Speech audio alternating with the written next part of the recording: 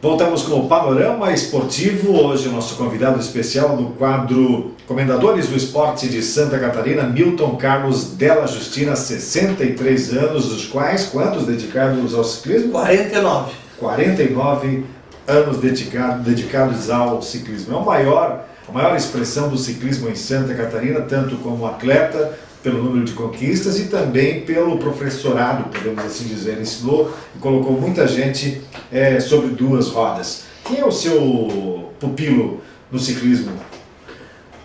Bom, não dá para dizer que tem pupilos, né? Tem uma equipe bastante grande aí, inclusive alguns até ajudaram, né?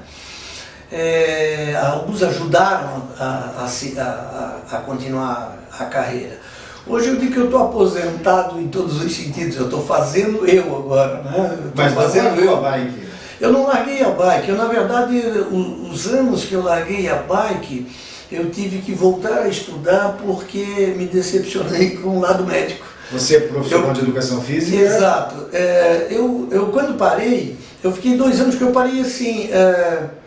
Parei meio indignado da forma que me tiraram do esporte, né? Eu tinha o melhor tempo, tinha isso e aquilo, eu fazia parte de uma equipe que vinha crescendo no cenário internacional e de repente me tiraram com a desculpa que eu tinha acabado de casar. Só que a minha lua de mel terminou e eu fui para o Uruguai e a minha mulher ficou em casa.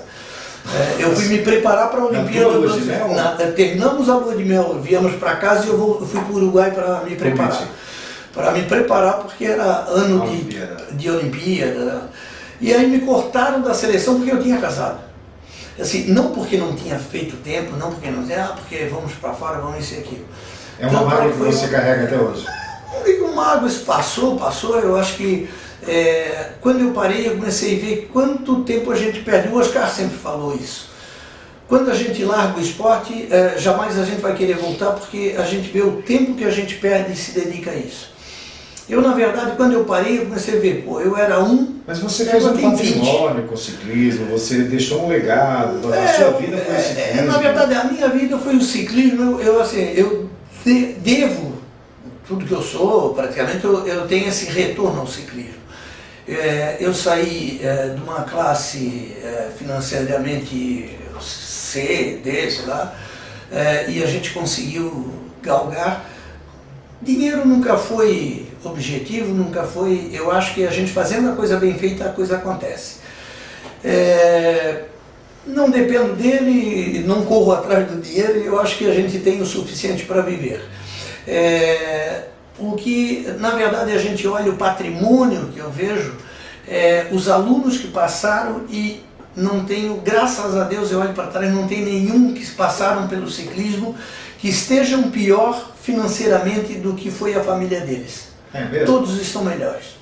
Então, assim, financeiramente, e lógico que o dinheiro não é tudo, como eu acabei de falar, mas eles estão financeiramente e intelectualmente desenvolvidos, o caráter muito bem. Nós não temos, assim, dentro do ciclismo alguém, a gente até brinca que alguns... Esse conceito mudou de caráter da prática esportiva em relação a hoje? Existe um grau de diferença entre o passado e o presente? Mudou? Os conceitos mudaram? A absorção do sentido real do esporte mudou? Você percebe isso? Eu consigo perceber algumas mudanças que talvez de público fique até chato a gente colocar. Mas o desporto de alto nível, bom, depois de ter estudado tanto, né? Depois de eu ter estudado tanto, a gente começa a ver que aquela filosofia antiga do esporte é saúde, não é verdade. Nós temos hoje algumas linhas de estudos que mostram que risco de morte está relacionado primeiro com obesidade, não, a falta de atividade, o sedentarismo. O sedentarismo é o principal fator que empurra para o risco de morte. Depois a gente começa a se manter ativo, fazer alguma coisa ativa, a gente começa a desenhar um J, mais ou menos. Então, conforme você vai melhorando a condição física, você vai diminuindo o risco de morte. Só que chega num determinado ponto que ela começa a formar um J. Ou seja, atividade muito intensa começa a aumentar o risco de morte ou diminuir a saúde. Atletas de alto rendimento, ela já não vai para o J, já vai para o U. É mesmo?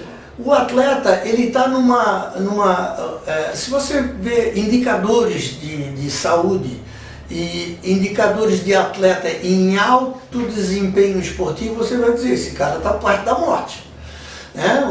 O duplo produto, que é a frequência cardíaca vezes a pressão arterial, que diz lá que em torno de 20 mil o médico corta o teste de esforço, o atleta, quando está subindo uma montanha, ele está acima dos 24 mil.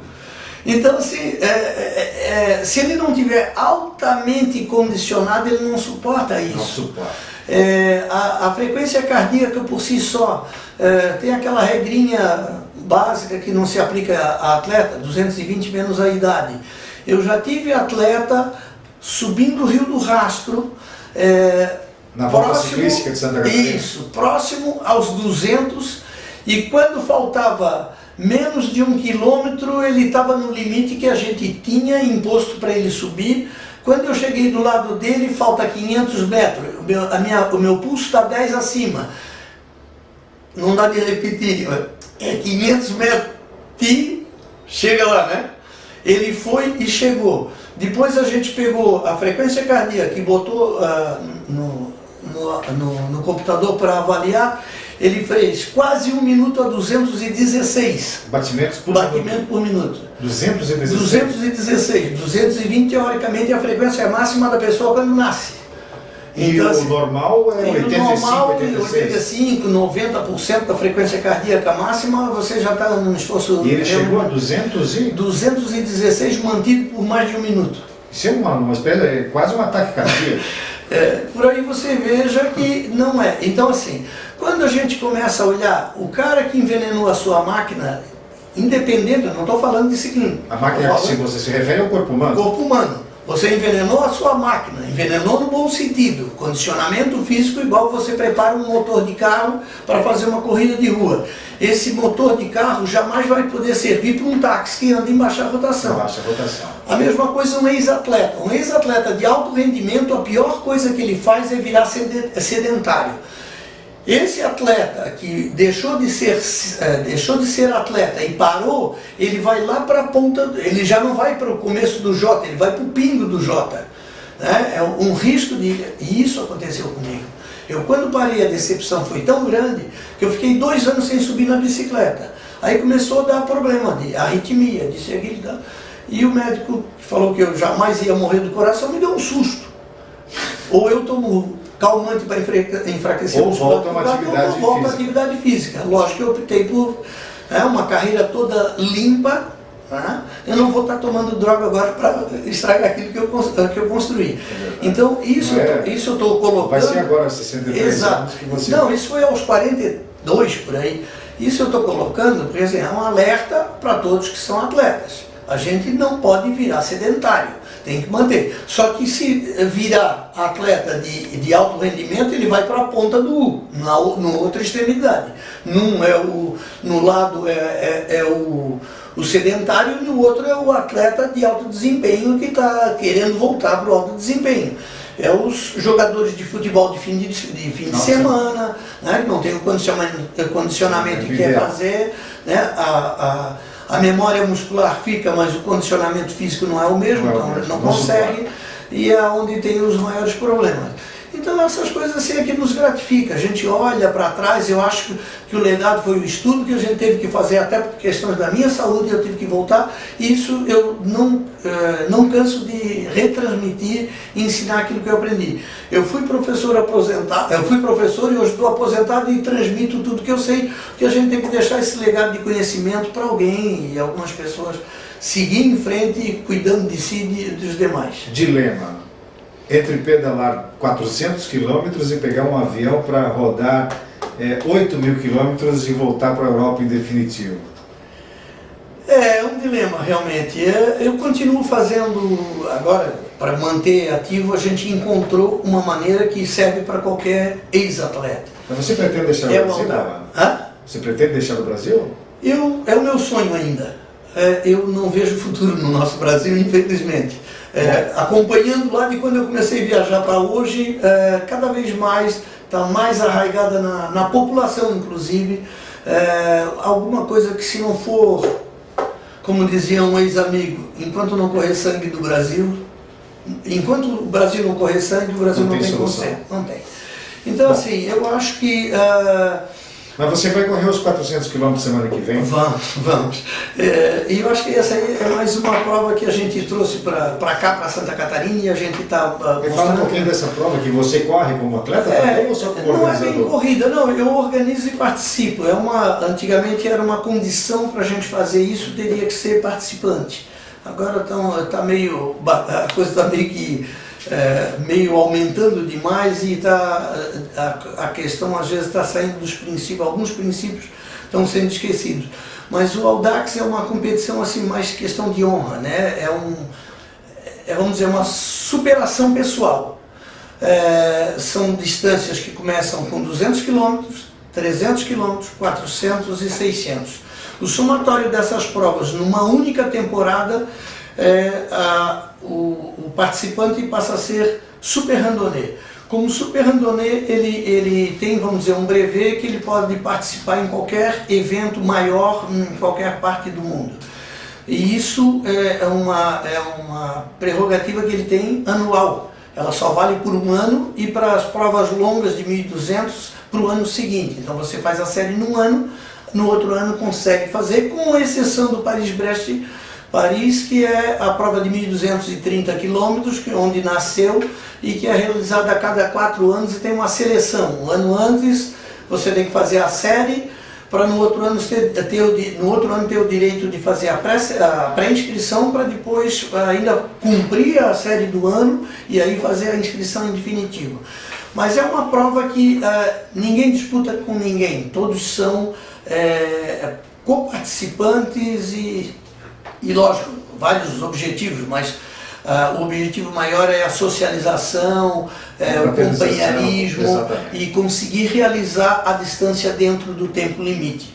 Praticar uma atividade física, né? Dentro da faixa aeróbia, esse é o mais importante, que é o limite da saúde. Então, assim, apesar de ser distâncias muito longas, a gente sempre está dentro do limite aeróbio, onde está promovendo saúde, mantendo o nível físico. Se a gente não tiver nenhum objetivo, fica difícil a gente sair de manhã para treinar, dia ruim não ir, aquela coisa. Então a gente consegue manter uma motivação, porque eu tenho que fazer a série, semana que vem tem essa, na outra tem os 600, eu tenho que fazer agora o 400, depois os 600, e depois em agosto a gente vai fazer o Paris-Brest, que a gente já está pré-selecionado. Muito bem. Faltou dizer o quê, comendador? Olha, eu só tenho a agradecer a oportunidade que eu tive no esporte, e acho que eu retribuí aquela oportunidade que o esporte me deu, e espero que todos que nos estejam vendo façam o mesmo. Vamos contribuir para que essa nossa juventude pratique o esporte de maneira saudável. Mesmo que seja no alto rendimento, mas que seja alto rendimento. E eu cito o exemplo, Murilo Fischer, 12 anos, passando por vários testes de antidoping, sempre limpo, e se mantendo 12 anos na crista do esporte mundial. O esporte de alto rendimento está provado que fazendo de maneira séria, se dedicando, se esforçando, a gente consegue chegar no alto rendimento e se manter por muitos anos, e isso que eu espero que todos aqueles que estejam ligados ao esporte façam isso. Porque o esporte hoje, aquela pergunta que você fez, é isso. O esporte hoje é igual às festinhas. Antigamente a gente não, porque eu não tomava antigamente nem cerveja. A gente tomava cerveja e fazia festa. O pessoal tomava Cuba Libre, né? Cuba Libre. Hoje o pessoal é regado a bandejas de outras coisas mais graves e assim, que se chama droga social. E essa droga social, de outra maneira, chegou ao esporte, e a gente tem que banir isso. E eu acho que isso que eu digo. A gente está agora cada vez mais, não sei se pela idade, sendo convidado para congraçamentos de equipes. dia 2 nós temos um encontro nacional dos ex-atletas de ciclismo da minha época, anterior à minha época e depois da minha época. Então assim, já tem acho que vamos ter que fechar um quarteirão, mais um clube, porque está indo muita gente para São Paulo para a gente se reencontrar. Isso que eu digo, o legado que o esporte nos deixou, éramos adversários na pista, mas adversários leais, e hoje a gente é amigo. E construir uma grande comunidade. Isso a gente tem aqui em Florianópolis, a gente tem, todos os anos a gente reúne as nossas equipes, aí, os nossos adversários. O Afonso é o precursor dessa história, junto com o Pitanga, e estamos fazendo todos os anos uma festa. E isso tem levado para outras comunidades. Brusque fez a mesma coisa, São Paulo está fazendo agora, o Uruguai fez, e homenageou o Afonso outro dia, estão me convidando para ir lá para fazer homenagem. E isso que é o gostoso da coisa, depois de tantos anos, um país onde a gente apenas ia competir, hoje nos convida para ir ser homenageado lá fora. A gente tem, às vezes, mais reconhecimento lá fora do que aqui dentro, e isso é muito gratificante. Isso que você fez agora para o Brasil é uma coisa que eu estou realmente bastante emocionado. Até é difícil de falar, que eu não estou acostumado a querer falar, vamos dizer, dos meus feitos, isso daquilo. A gente fala em algumas coisas assim que a gente dividiu, mas o resto está aí, o resto é história e museu. Muito bem, mas temos outras oportunidades para conversar a respeito da sua história, que é muito longa. Milton Carlos Della Justina foi o entrevistado de hoje da série Comendadores do Esporte de Santa Catarina. Della, grande abraço, sucesso, continue esta pessoa amável e praticante de esporte. Muito obrigado a todos.